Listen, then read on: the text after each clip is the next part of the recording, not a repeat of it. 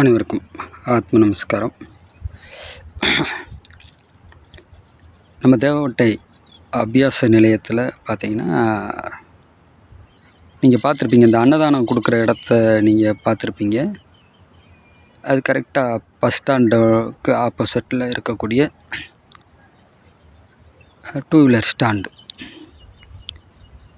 அங்கே வச்சு தான் நம்ம அன்னதானம் கொடுத்துட்ருக்கோம். அந்த இடம் பார்த்திங்கன்னா, இன்றைக்கி கரண்ட்டாக உள்ளே வர்றவங்க ஒரு செகண்டு உள்ளே நுழையும் போதே செப்பலை கழட்டி போட்டுட்டு தான் உள்ளே வரணுமோ அப்படின்னு நினைக்கிற அளவுக்கு அந்த இடத்தினுடைய நிலைமை மாறி இருக்குது. ஒரு போலீஸ்காரர் கூட சிகரெட்டை வாயில் வச்சுக்கிட்டு உள்ளே நுழைஞ்சிட்டார். டக்குன்னு கவனித்து பார்த்தாரு, இடத்தினுடைய சூழல் எல்லாமே மாறி போயிருக்கு. ஏன்னா ஏற்கனவே மிந்தி வேறவங்க கையில் இருந்தது, அப்போ வேறு நிலைமையில் இருந்தது. அவர் அந்த பழைய நிலைமையை நினச்சிக்கிட்டு உள்ளே வந்தவர் அதை கவனித்து பார்த்துட்டு அப்படியே சிகரெட்டை அமர்த்திட்டு கையில் எடுத்துக்கிட்டு அப்படியே சாரின்னு சொல்லிட்டு வெளியில் போயிட்டார். ஏன்னா யூரின் போகிறவங்களுக்கு கூட பக்கத்தில் அங்கே கடையில் இருக்கிறவங்க, ஆட்டோ பக்கத்தில் நிற்கிறவங்கெல்லாம் கூட அந்த இடத்த உள்ளே போனால் ஒரு வாய்க்கால் இருக்குது, அந்த இடத்த அந்த மாதிரி கூட பயன்படுத்திட்டு வந்திருக்கிறாங்க. ஒரு காலகட்டத்தில் அந்த இடமே ரொம்ப வேறு ஒரு கண்டிஷனில் இருந்திருக்கு.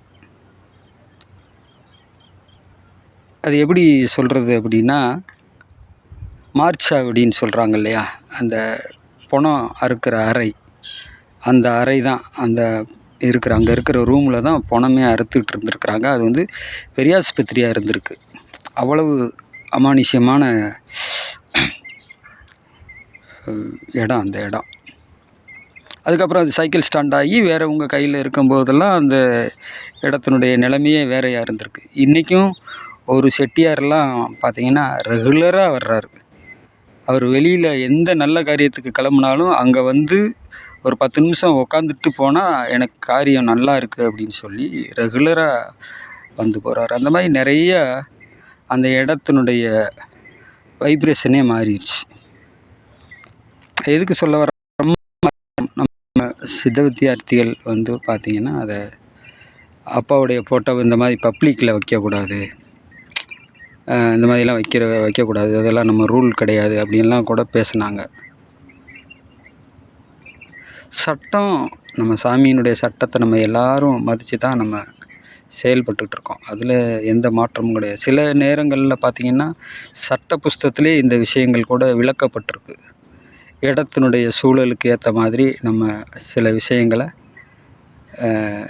பொதுவில் பேசி முடிவெடுத்து அதை மாற்றி அமைச்சிக்கலான்னு சொல்லி அந்த ஒரு சாய்ஸை கூட நம்மளுக்கு கொடுத்துருக்குறாரு. இயற்கையாக நம்ம உட்காரக்கூடிய இடம் அது அன்னதானம் பண்ணக்கூடிய இடமா மாறுது. ஒரு தொழில் பண்ணுற இடம் அது அன்னதானம் பண்ணுற இடமா மாறுது. சாமியோட படம் வைக்கப்பட்டு அங்கே விளக்கு போடப்படுது. இன்றைக்கி அந்த இடமே பார்த்திங்கன்னா பெரிய அளவில் ஒரு கோயில் மாதிரி அது விளங்குது. அப்போ புறத்தில் சில பேர் அவங்க மனசுக்கு தோணுனதை சொல்லுவாங்க. அவங்க கெடுதலுக்கு சொல்கிறாங்கன்னு நம்ம சொல்லிட முடியாது. அவங்க மனசுக்கு அது நல்லதாக தெரியும். ஆனால் அதை தாண்டி சில நடைமுறை விஷயங்கள் வந்து அங்கே அவசியப்பட்டிருக்கும், அது உணர்த்தப்பட்டிருக்கும். அந்த உணர்வில் இருந்து அது செயலுக்கு வந்து நிற்கும். அப்போ உணர்வின் செயலை வந்து எல்லாரும் உணர்ந்து பேசிட முடியாது. மனதில் பயணிக்கக்கூடியவங்க, அறிவில் பயணிக்கக்கூடியவங்க அதிலிருந்து எடுத்து பேசுவாங்களே தவிர, அந்த உணர்வுக்குள்ளே இருக்கக்கூடிய விஷயத்தை அவங்கவுங்க எந்த இடம் சார்ந்து அனுபவப்பட்டிருக்காங்களோ அது சார்ந்து தான் அவங்க பேசிகிட்டு இருப்பாங்க. அப்போ இங்கே இருக்கக்கூடிய நிலைமைக்கு என்ன அப்படின்றத இங்கே இருக்கிறவங்களுக்கு தான் தெரிய வரும். சில சமயத்தில் அப்படி தான் லெஃப்டில் இண்டிகேட்டரை போட்டு ரைட்டில் திருப்ப வேண்டியது இருக்குது. ஏன்னா இந்த உலகத்தில் வாழக்கூடிய மனிதர்கள் எல்லாம் ஒரே நிலையில் கிடையாது. அன்னைக்கு அந்த காலகட்டத்தில் எல்லாரும் உணர்வில் வாழ்ந்தாங்க. ஒவ்வொரு விஷயத்துக்கும் உணர்வுபூர்வமாக உள்ளிருந்து ஒரு அறிகுறிகள் அவங்களுக்கு தட்டி அந்த உணர்வு தட்டி அதிலிருந்து தான் அவங்க அதை செயல்படுத்துவாங்க. இல்லைன்னா வேணாம், ஒரு மாதிரியாக இருக்குது, வேண்டாம், நிப்பாட்டுங்க, பின்னாடி பார்த்துக்குறோம், கொஞ்சம் காலம் கழியட்டும், அந்த மாதிரியெல்லாம் உணர்வில் இருந்தே தான் எல்லா முடிவுகளும் எல்லா மனிதர்களும் எடுத்தாங்க. அன்றைக்கி ஒரு சொல்லியாச்சுன்னா அந்த சொல்லிலேருந்து யாரும் விலக மாட்டாங்க.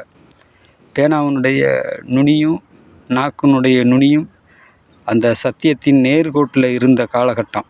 அவங்க எல்லாருமே உணர்வில் வாழ்ந்தாங்க. இன்றைக்கி பாருங்கள், சாதாரணமாக ஒரு சினிமாவில் கூட பாருங்களேன், ஒரு காட்சி, மனசாட்சி பேசுகிற மாதிரி ஒரு காட்சி வரும், எதிரொலி பேசுகிற மாதிரி ஒரு காட்சி வரும். அப்படிப்பட்ட காட்சியெல்லாம் சமீபத்திய சினிமாவில் இருக்கா அப்படின்னா இல்லை. ஏன்னா அந்த உணர்வுன்ற ஸ்தலமே அழிஞ்சு போச்சு. கனவுல கூட, கற்பனையில் கூட அது இல்லாமல் போச்சு. அப்போ அப்படிப்பட்ட காலகட்டத்தில் நம்ம உணர்வில் இருந்து செய்யக்கூடிய உணர்வு நம்மளுக்கு உணர்த்தி இந்த வழியில் போய் தான் இதை வெல்ல முடியும் அப்படின்னு உணர்த்தி செய்யக்கூடிய காரியங்கள் அந்த அறிவுலையும் மனதிலையும் பயணிக்கக்கூடியவங்களால் ஜீரணிக்க முடியாது. அதுக்கு அவங்க